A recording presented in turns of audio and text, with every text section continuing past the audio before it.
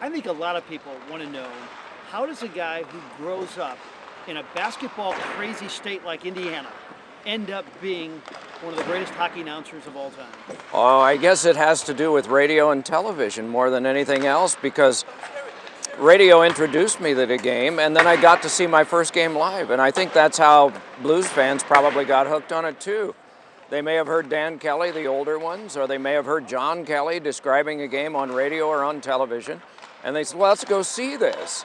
And then you see a game live, and that's what brings you in. And I saw my first game live in December of 1960 in Fort Wayne, Indiana, and I walked back to the car that night, a 14-year-old, not wanting to be a baseball announcer anymore. I wanted to do hockey. And there were people along the way, including Dan Kelly, with whom I did a telephone interview about not only sportscasting, but about hockey, who encouraged me along the way, and so that's how it happened. How awe-inspiring is it that your name is mentioned with Dan Kelly now?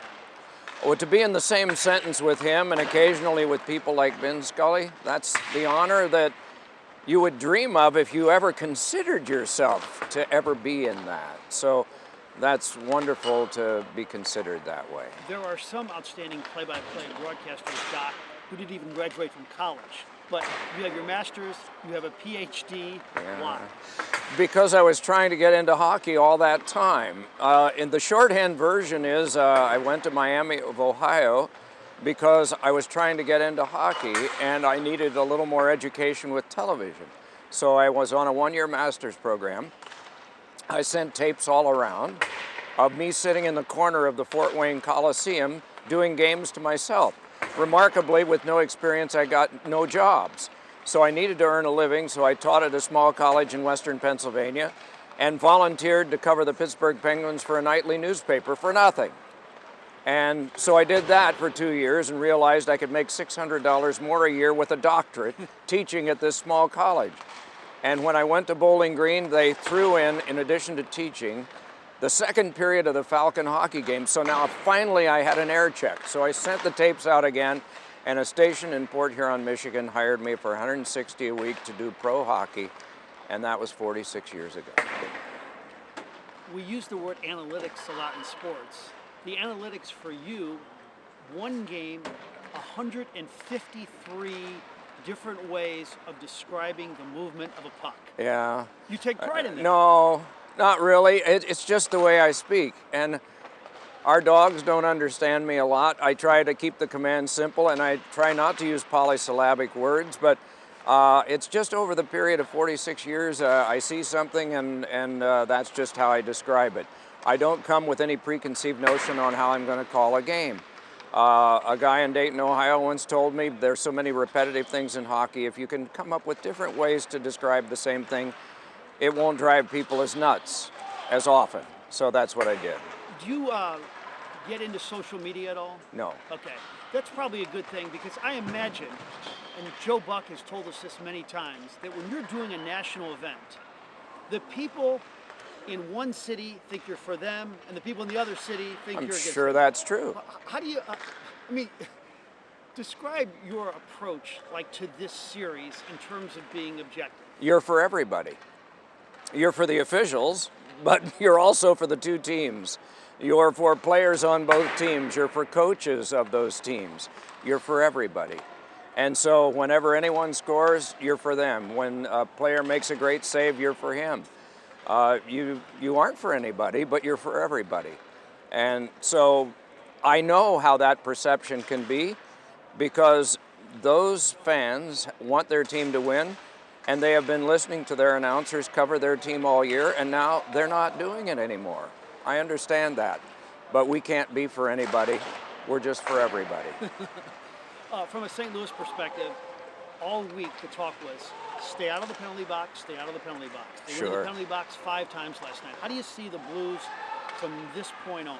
The other teams have had the same thing, and they've said we're not going to take penalties, and they have. But they've been able to solve that, and that's why we have a best 4 out of 7 series. And I fully expect the Blues to solve that by tomorrow night. If they don't, then they have to beat Boston 4 times out of 5, and I don't see how they can do it, because the other teams had the same problem. But I fully expect them to repair this.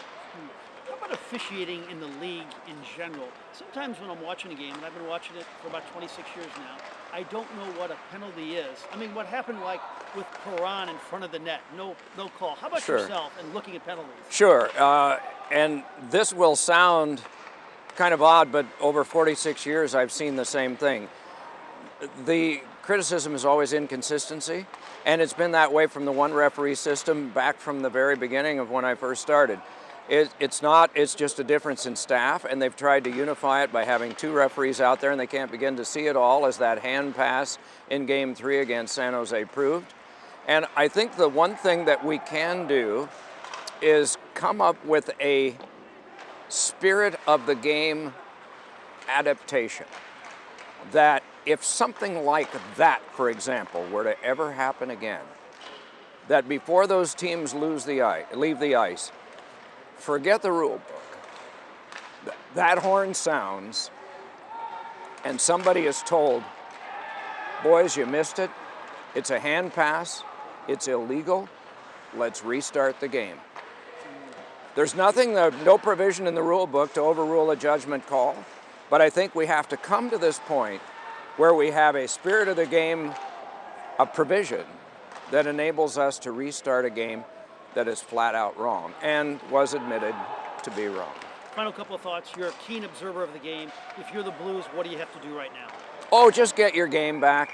I mean, they had trouble getting out of their own end. They had poor puck management, all the things the coach said after Game 1. That's not them. St. Louis fans have seen a different team. They'll see it when they get back home, and they'll need to see it again tomorrow night, and I think they will. Finally, what is your exit strategy? Do you have 10 years left in you? I don't know. God only knows. I'm sure that I'll know when that time comes, but it is fun. It's a wonderful job. You get in free, you get a good seat for the game, you get to work with the best people in sports, I think. And I later learned after I was finished in the minors that twice a month you get something in the mail. It's just a heck of a job.